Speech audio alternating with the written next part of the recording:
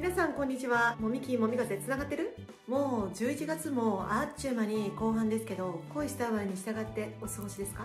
ワクワクしてる？11月はどれだけ行動できるか、それが形になるとか身になるとか全く気にしないでください。着々と統合を進めて冬至までお過ごしください。冬至は2025年2026年の始まりです。だから冬至までできるだけいろんなものをまっさらに真っ白にして水に流して、それは適当な意味じゃなくてね、今更だけどちょっとずれてたわ。